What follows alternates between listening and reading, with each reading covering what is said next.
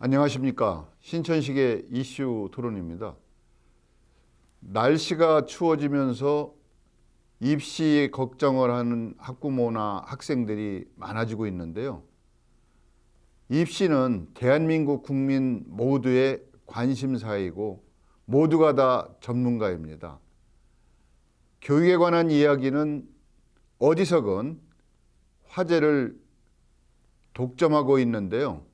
간간히 터져나오는 부정입시, 부정입학, 공정사회를 지향하고 평등한 사회를 이루려는 바른 세상을 바라는 이들의 기대와 욕구를 무참히 무산시키는 잘못된 행위입니다.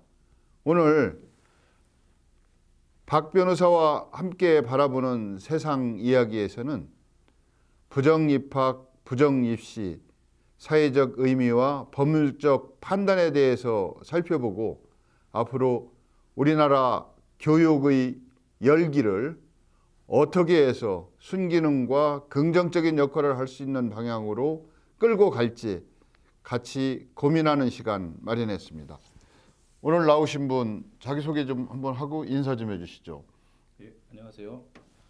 저는 법률사무소 지원의 박철환 변호사라고 합니다. 지난번에 이어서 신천식의 이슈토론 법과 세상을 말하다 이제 두 번째 시간으로 지금 신천식 박사님께서 말씀하신 것과 같이 그 부정입학과 이러한 그 공정사회의 파괴를 일어나게 되는 그런 원인들 그리고 그로 인한 뭐 법률적인 처벌의 수위라든지 이런 부분에 대해서 한번 함께 말씀해 보도록 하겠습니다.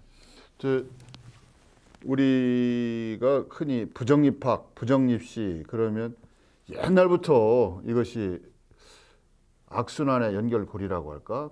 한 번도 끊겨진 적은 없었던 것 같고 얼마 전에 최순실 국정농단 사건의 그 주범인 최순실 씨의 딸 정유라 사건이 또 국민들 모두가 선명하게 기억을 하고 있죠. 예. 그 정유라 사건으로 그 정유라 씨는 고등학교 졸업 자격도 없어진 걸로 알고 있는데 그 처벌 강도가 너무 좀 가혹하지 않느냐 이런 얘기도 있어요. 사실은 어떻게 본다고 하면은 이제 정유라 씨 같은 경우에도 그 어머니 되는 이제 최순실 씨가 뭐 이제 이대 뭐 이제 여러 교수님이라든지 총장님이라든지 이런 분들과 뭐 이제 결탁을 해서 그런 부정한 부분으로 업무방해라든지 뭐 공무집행 방해, 위계에 의한 공무집행 방해나 뭐 사문서 위조라든지 이런 부분들로 이제 법적인 문제가 될 수 있음은 차치하고 하더라도 과연 그 당시에 그 정유라 같은 경우가 물론 뭐 이 최순실 씨 집안 자체가 큰 잘못을 저지르긴 했지만은 미성년자였던 정유라가 그런 편익을 누릴 수는 있었지만은 이 친구가 이런 부분을 알고 그런 부분에 같이 가담한 고의가 있었다고 보기까지는 좀 어렵기 때문에 그 대학교 입학 그 자격을 미달이기 때문에 넘어간다고 하더라도 고등학교라든지 이런 부분까지 그 졸업 그 자체를 취소시킨다고 하는 거는 조금 너무 좀 여론을 의식해서 앞서 나간 부분이 아닌가라는 그런 우려도 좀 있는 건 사실입니다. 예, 좀 가혹하다. 예, 예. 예. 부정입학이라고 하는 것은 사실은 공정사회를 파괴하는 주범이다 이렇게 볼 수밖에 없는 것이 누구에게나 주어진 어떤 기회를 예. 보이지 않는 손이든 보이는 손이 됐든 작용이 돼서 박탈시키는 거 아닙니까? 바꿔치기가 되는 거고 그런 의미에서 또 있어서는 안 될 일인데 끊임없이 지금도 아마 자행되고 있거든요. 교묘하게 방법만 바꿔서 그 이유가 어디에 있다고 생각하세요? 아무래도 이제 어떻게 보면은 이제 우리나라 같은 경우에는 해방 이후 그 민주주의 역사라든지 아니면은 그 자본주의 역사라는 부분 자체가 굉장히 일천하다고 하면 일천할 수 있습니다. 사실은 저희도 그렇지만은 저학년 때부터 배웠던 것들이 우리나라는 자원이 없기 때문에 사람이 곧 자원이다. 인적 자원이 있고 물적 자원이 있다. 이렇게 얘기를 하는데 사람 자체를 자원으로 여기는 부분 자체가 사실은 국가주의적이거나 사회주의적인 그런 부분 요소를 무시 못하는 거거든요. 그렇다 보니까 사실은 국가나 사회, 기업에서 요구하는 우수한 인재를 이제 필요로 하는 우수한 인재를 만들기 위한 그런 부분 자체에만 너무 좀 방점이 맞춰져 왔던 것이고 그런 그들이 들어갈 수 있는 자리 자체가 굉장히 한정돼 있다 보니까 결국에는 과도한 경쟁 체제를 교육 시절부터 만들었기 때문에 이런 문제가 좀 발생하지 않았나 싶습니다. 뭐 어찌됐든 과정과 절차보다는 결과만을 중시하는 그렇습니다. 우리 사회의 그 국민적 사고 방식 자체도 문제가 있는 거 아닌가 뭐 이렇게 저희가 좀 애매모호하게 원인 진단을 해보면서 부정 입학의 그 역사적 사례 그러면 참 많이 있을 것 같은데 저희 때도 청강생 제도가 있었고 정원회 입학 뭐 이런 게 있었거든요. 그런 거 한번 정리된 게 있으면 박병께서 설명 좀 한번 해주신다면. 일단은 주제를 이렇게 좀 입시 비리라든지 채용 비리로 잡다 보니까 사실을 뭐 요즘 가장 이제 핫한 검색 엔진으로 이 부분을 이제 검색을 하신다고 하더라도 굉장히 많은 사례가 있어서 솔직히 수집은 굉장히 쉬운 부분입니다. 뭐 항상 이제 문제가 제기되어 있던 이제 뭐 미대라든지 아니면 그 체대 입시 관련된 그런 그 입시 부정 행위라든지 그런 경우에는 그 해당 미대 교수가 그 미술학원이라든지 체대 입시 교육학원 원장과 결탁을 해서 또한 그 실제 면접을 보게 되는 교수님이 와서 실제 뭐 강의를 한다고 하거나 주제를 제시해 주는 등 그런 부분에 이제 비리가 있었고 뭐 최근 같은 경우는 이제 해군사관학교 입시 비리라든지 또 이거 이제 정유라 요 이제 그 입시 비리 이대 입시 비리라든지 그거 좀 찾아서 넘어간다고 하면은 가장 많은 것들이 그 국제준과 특수목적고 그리고 자사고의 그 사배자 전형이라든지 이런 것들이 좀 많이 있습니다. 어떻게 보면 이제 뭐 국제고 같은 경우도 있고 또 그 전에 보면 해외 상사원 자녀들 부정 입학 이런 것도 있었죠. 아무래도 대학 입시제도 자체가 좀 너무 저희 같은 우리나라 같은 경우에는 지속성과 연속성을 가지고서는 이렇게 전인교육적인 부분으로 나가는 게 아니라 정권이 바뀌거나 아니면 장관의 그 개인이 갖고 있는 교육에 대한 가치관에 따라서 그때그때 수시로 바뀌다 보니까 이런 부분들의 문제 그리고 그로 인해서 나왔을 때 그 파생되는 여러 가지 좀 틈이 있기 때문에 이런 부분이 발생된 것 같고 특히 이제 기존에는 입학 사정관제라는 부분이 있었고 그리고 입시에 관련된 다양한 전형들이 발생하다 보니까 사실은 그 교육부라든지 윗선에서 일일이 체크하기 어려운 그런 부분들이 많은 요소들이 있고 그러다 보니까 거기서 발생되는 그 균열을 어떻게 보면 이용한다는 부분으로 접근할 수 있을 것 같습니다. 이제 최근에도 소위 특권층 자녀들의 부정 입학, 뭐 부정 채용 이런 문제가 사회적 문제가 되고 있어요. 심지어는 유력 장관의 그 인선에 올랐던 분의 그 자녀가 명문대에 입학을 하게 됐고, 뭐 그 학생이 고등학교 때 뭐 좋지 않은 일로 학생부의 어떤 그 범죄 사실이라고 할까, 뭐 이런 것이 기재가 돼야 되는데 그런 것이 누락됐다든지, 하여튼 입시 관리에 대한 그 공정성이라고 할까요? 아주 세밀한 부분까지 이런 것을 법으로 다 그 정리하기가 어려운 부분이 분명히 있겠죠. 예, 모든 것을 다 그 법으로 정할 수는 없다 보고 학교 재량권이라든지 또 다른 어떤 그 평가의 여지를 재량권의 범위로 위임을 하다 보니까 문제가 생기는 것 같은데 이제 그런 거에 대한 그 국민적인 거부감이라고 할까? 반감 이런 것이 더 나아가서 특권층과 그 일반 시민들을 그 구분하게 하는 그런 요소도 되는 것 같아요. 예, 그렇게 볼 수 있는 여지가 좀 아무래도 좀 상당하다고 할 것이고 아까도 말씀드렸지만은 대한민국이란 사회 내에서 사실은 어느 사회든지 마찬가지긴 하지만은 피라미드적인 그런 사회 구조가 만들어지고 그렇다고 하면은 괜찮은 일자리라든지 아니면 고위직의 어떠한 그 관료라든지 이런 부분 자체가 한정돼 있다 보니까 그 부분은 필연적으로 경쟁이 일어날 수밖에 없고 이것은 결국에는 또 이제 하다 보니까 그 교육 관련해 가지고는 아마 두 가지로 나뉠 것 같습니다. 하나는 이렇게 자꾸 어떠한 그 틈이라든지 이걸 노리고서는 이용하는 사람들이 발생하기 때문에 모든 것을 명문화해 가지고서는 규율을 해놓는다라고 하면은 사실은 그동안 우리나라에서 강조해왔던 창의적인 인재를 발견하는 부분에 대해서 이제 좀 문제가 발생할 수 있을 것이고 그래서 이렇게 이제 좀 어떻게 보면 천편일률적인 교육을 통해서 나오는 그런 인재보다는 창의성이 있는 인재가 앞으로 대한민국을 먹여 살릴 수 있다라는 프레임 때문에 다양한 전형을 통해 인재를 뽑는 부분인 건데, 그거는 사실은 어떠한 판단 가치가 개입될 수 없는 부분이라 그런 학생을 뽑을 수 있는 그 이제 그 교수라든지 이러신 분들에 대한 재량으로서 접근을 할 수밖에 없기 때문에, 말 그대로 재량이라는 거는 사실은 자기 마음이고 내심의 의사가 개입될 수밖에 없는 영역이거든요. 그런 것들이 아무래도 좀 복합적으로 문제를 야기시키는 것 같습니다. 이제 그래서 이제 변호사시니까 법률 전문가한테 부정 입학의 법률 적용 대상은 누가 되는 겁니까? 당사자인 학생도 포함이 되나요? 사실은 이제 그 학생이 학교에 입학을 해서 이런 것들이 바로 입학 초기에 발견된다기보다는 갑자기 어떤 부분에 대한 제보라든지 아니면 내부 감사를 통해서 발견되다든지 이런 부분으로 학생이 상당 기간 그 학교에서 입학해서 다니고 있는 와중에 발견되는 경우들이 많다 보기 때문에, 그 학생이 어떻게 보면 또 신뢰의 이익이라는 것도 발생할 수는 있는 건 무시할 수 없는 것이거든요.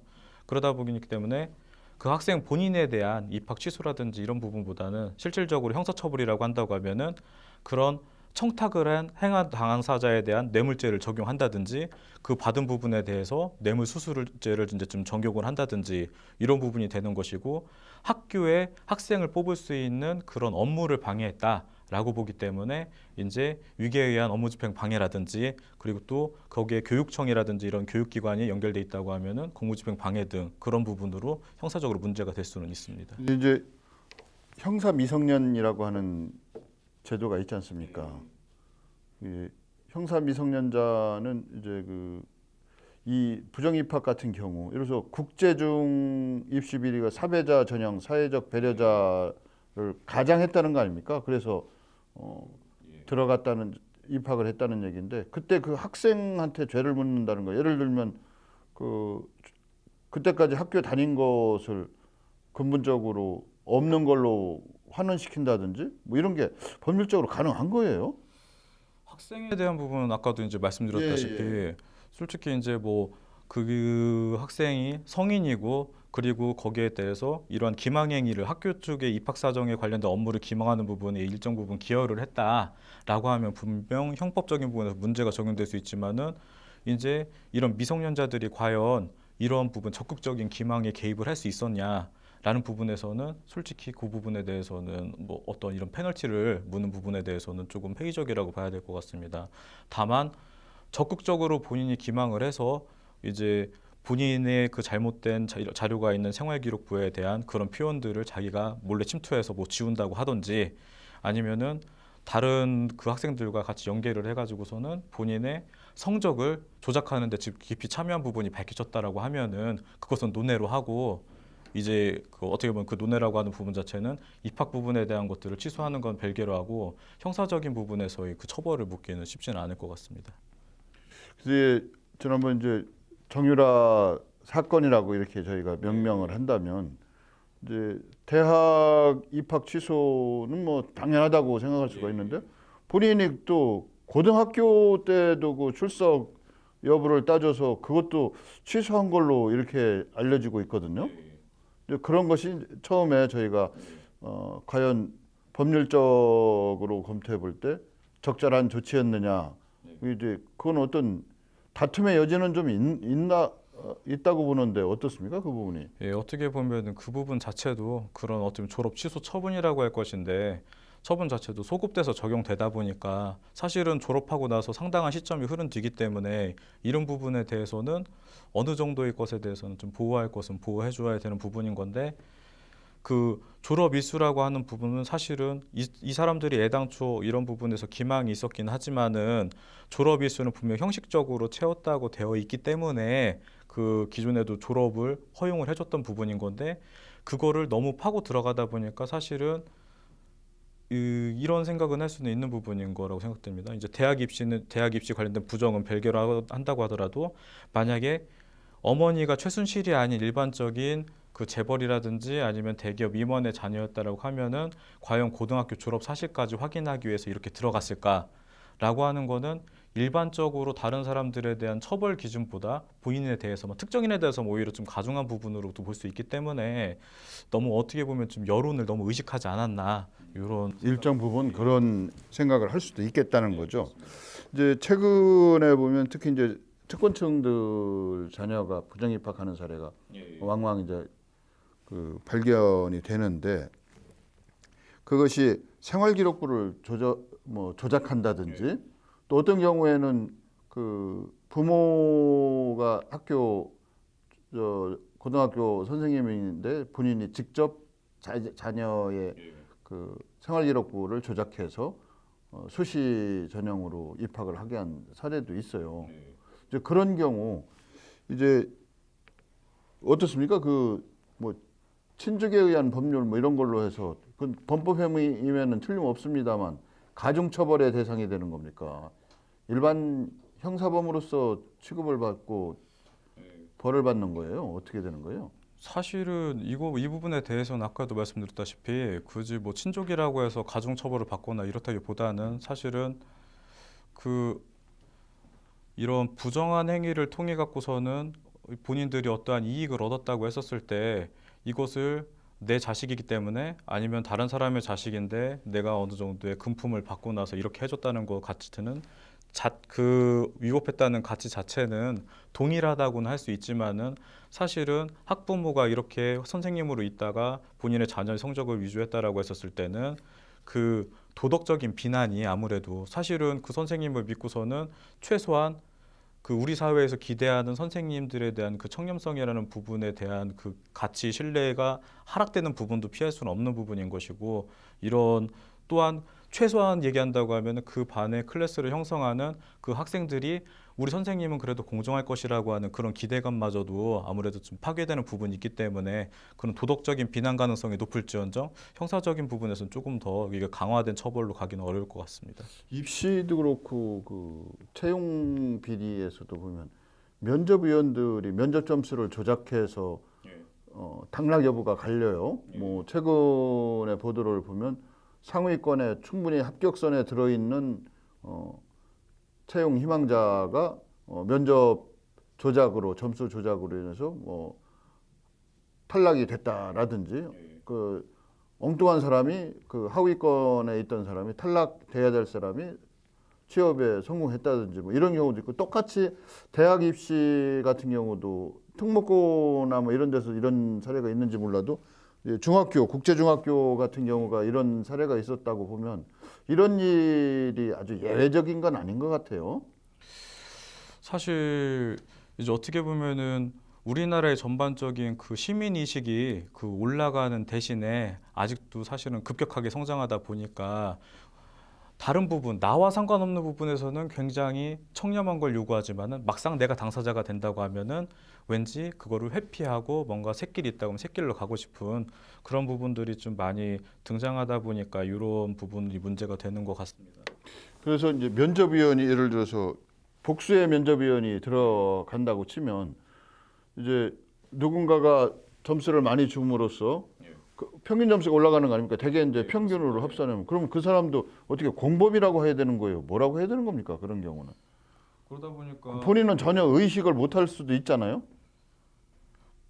이제 발생하는 것 자체가 이제 그 블라인드 면접이라든지 아예 그 면접 대상자의 모든 것을 다 지워버리고 나서 이렇게 그 이 사람이 합당한 인재인지를 학교가 됐든 기업이 됐든 이제 판단을 해보겠다는 부분 자체인데 사실은 이 도덕적인 그 관념 자체가 물론 이게 사회적인 건 있긴 하지만은 어떻게 보면은 대기업이나 아니면 사립학교 같은 경우에는 사실은 개인 대 개인의 그 계약 관계로도 볼 수 있는 부분인 겁니다. 그랬을 때는 기업이 이 사람이 어쨌든 간에 나한테 유리한 사람의 자녀가 됐든 아니면은 우리 회사에 뭔가 좀 필요한 사람이 이렇게 좀 천편일적으로 토익이라든지 뭐 이런 영어 점수가 높은 그런 인재가 아니라 이 친구는 임기응변이라든지 응용력이 되게 좋은 친구로도 면접 때 보니까 뽑고 싶다. 점수는 낮아도 이런 것은 개인 어떻게 보면은 개인 대 개인의 관계라고 하면 분명 선택의 문제였을 것입니다. 당연하게 회사의 또 방침일 수도 방침일 있고요. 수 있는 부분인 것인데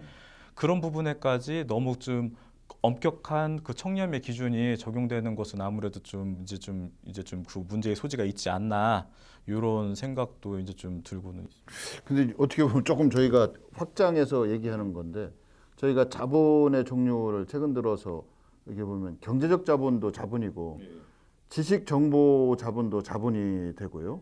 이제 문화 자본이 있고 사회적 자본도 자본이거든요. 예, 그러면 사회적 자본이라고 하는 것은 네트워크인데 예, 그 인맥이라고 하는 것도 네트워크 아니겠습니까? 뭐 그런 걸 회사 입장에서 중시해서 뭐 예를 들면 우리말로 그래서는 안 되는 거지만 예, 유력자의 그 인연 있는 뭐 자녀다. 그래서 뽑았다. 이런 걸 그 사적 영역인데 그 예. 법률로 어떻게 근데 부정 채용이라고 이렇게 할 수가 사실은 있어요? 사실은 이제 그 아까 전에도 이제 좀 박사님께서 말씀하셨던 것 같이 동일 노동에 대한 동일 임금이 지급된다고 하면 하등의 문제가 없습니다.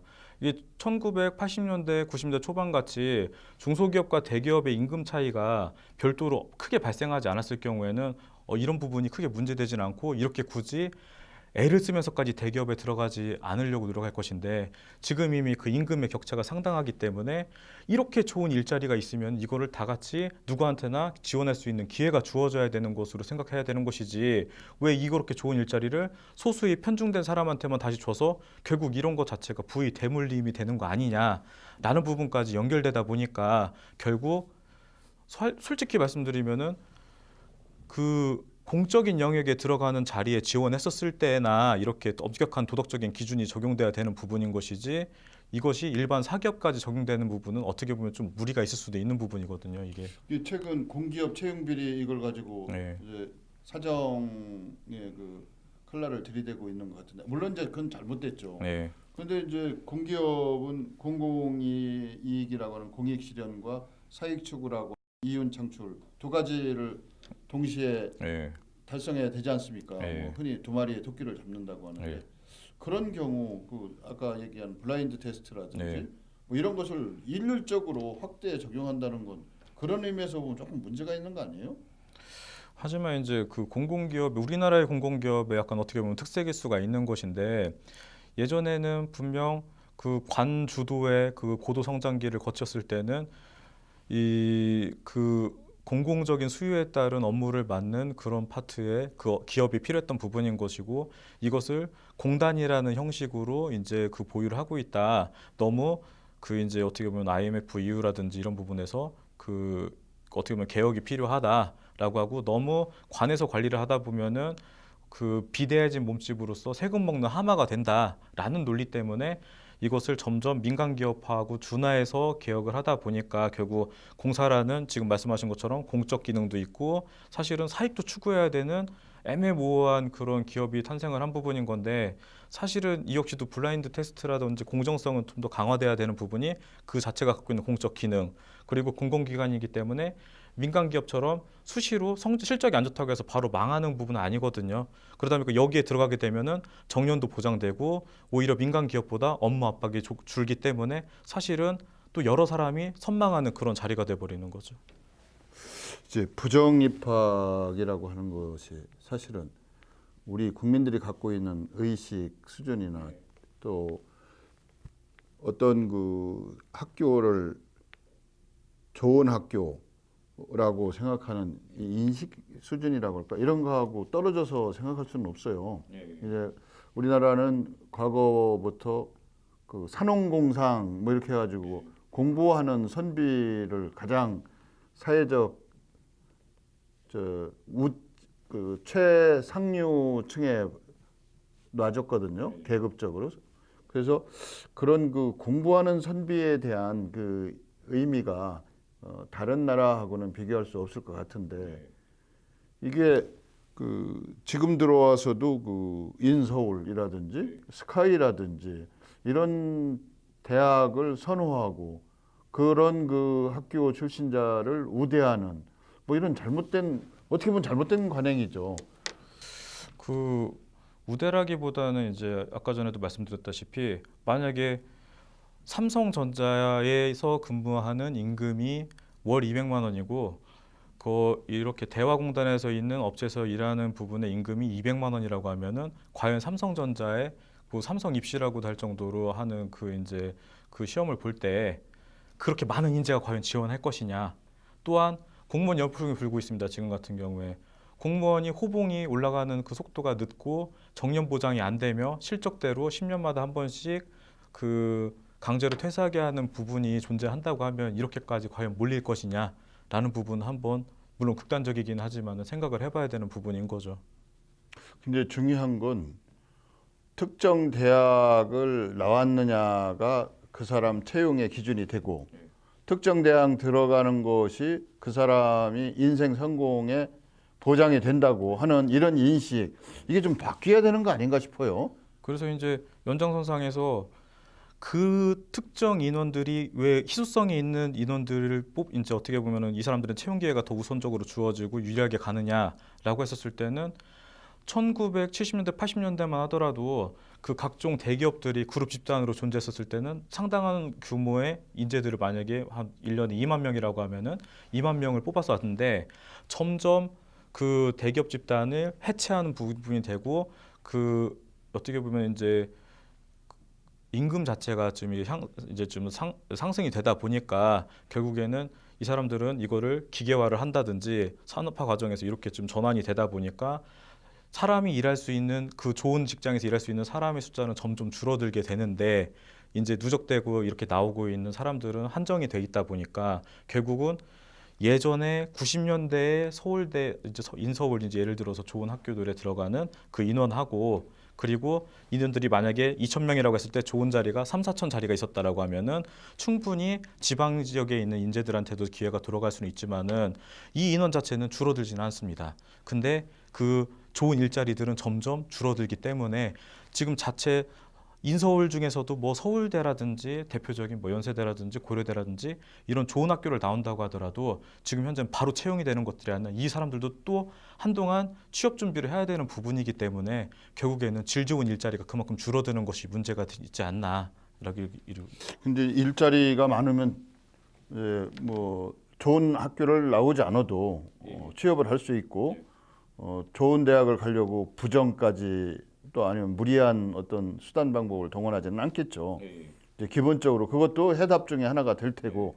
근데 이제 경제 성장이라고 하는 것이 무한대로 이루어질 수 있는 건 아니지 않습니까? 그래서 모든 사람을 원하는 직장에 다 채용해 줄 수는 근본적으로 없고 이제 모든 사람이 균등한 기회를 보장해 준다라는 우리 헌법의 그 정신에도 충실하려면 예를 들면 스카이라고 하는 이런 학벌 중심, 학력 중심 이런 의식도 바꿔야 되겠지만 그런 대학을 없애야 되는 거 아니냐 이런 얘기도 만만치 않게 나오는 것 같아요.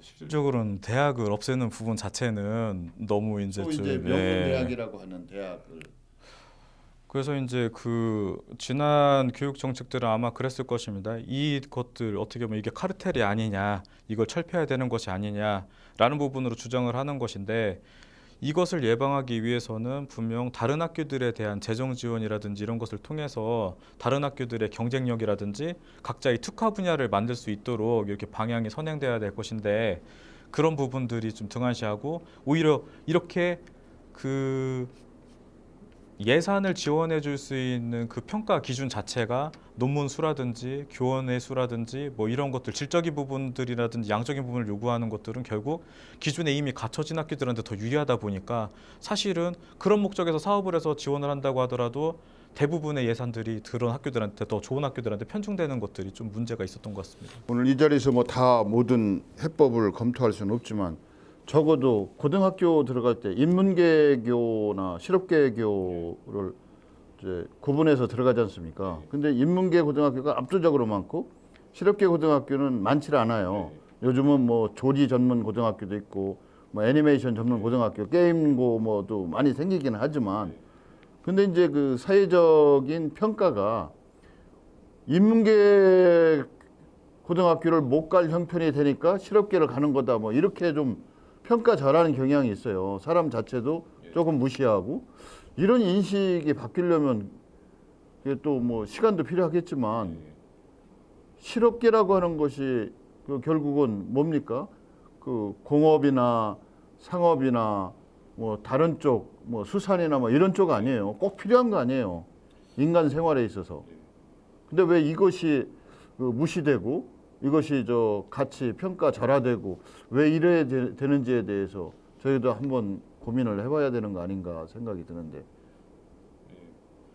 그 말씀하신 것처럼 그 부분은 당연히 지금 뭐 농업이 됐든 어업이 됐든 아니면 일반 뭐 이런 뭐 산업에서 산업 현장에서 근무하시는 분들이 됐든 우리 사회는 모든 다층적인 부분들이 모였을 때 종합적으로 모였을 때만이 유지가 될 수 있는 부분인 건데 내가 아닌다고 하면 다른 누군가는 그 일을 해야 되는 것입니다.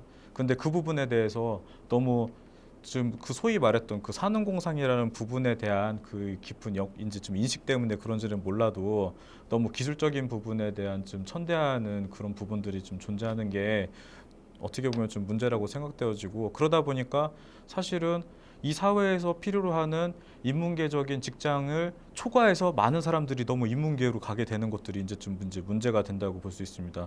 그러다 보니까 지방에 있는 뭐 약간 좀 뭐 전문 대학이라든지 이렇게 나오시는 사람들이 기술을 습득하지 못했기 때문에 오히려 졸업을 해놓고 나갖고서는 기술을 배우기 위해서 지금 이제 예전에는 저 산업대학이나 이런 부분이었지만 이제 폴리텍 대학으로 바뀌었는데 폴리텍 대학으로 다시 재입학을 한다든지 이런 부분들이 나오고 고도 성장기에는 수많은 일자리들이 존재했기 때문에 이렇게 많이 인문계 고등학교 갔다가 대학으로 넘어갔을 때라도 그 사람들 충분히 채용을 해줄 수 있는 그 이제 여력이 되었던 부분이지만은 이제 우리나라 같은 경우에도 경제 성장률이 불과 이제 2% 3% 이런 그 저성장기에 진입을 했기 때문에 이렇게 많이 남아 있는 그 어떻게 보면은 그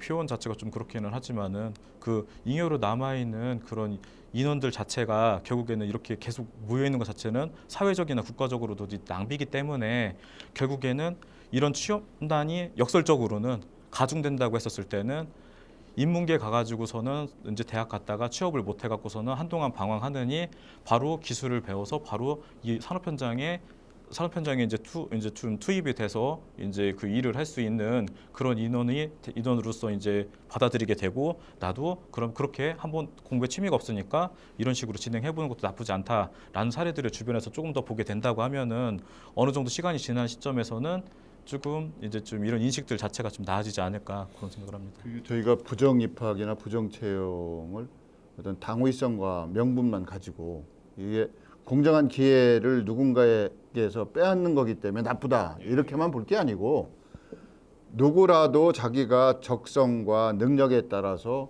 원하는 학교를 가고 나와서 노임부터 동일 임금에는 동일 노동을 받는다든지 사회적으로 평가에서 차별을 받지 않는다든지 이런 그 분위기 조성부터 근본적인 원인 해결부터 해야 되지 않을까. 그러지 않고 이런 그 원인은 그냥 둔 채 뭐 법적 처벌을 강화한다든지 뭐 소급해서 대학 입시가 잘못됐다고 해서 고등학교까지 박탈을 한다든지 뭐 이런 것은 이제는 조금 저희가 심각하게 반성하고 고민해야 되지 않을까 이런 생각이 드네요. 예. 예. 그렇습니다.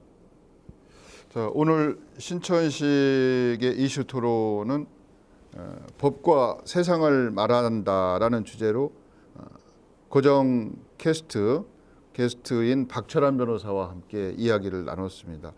부정 입학은 당사자에게서도 기회를 앗아갈 뿐 아니라 사회적으로도 공정하고 평등한 사회를 만드는데 매우 큰 위협 요인이 되고 있기도 합니다. 그러나 더 중요한 것은 왜 그 대학을 가고 그 과를 가야만 하는지에 대한 원인을 분석하고 그 원인을 제거하기 위한 국민적인 노력이 오히려 더 시급하지 않을까 이런 생각을 합니다. 오늘 신천식의 이슈 토론 여기서 마치겠습니다. 고맙습니다.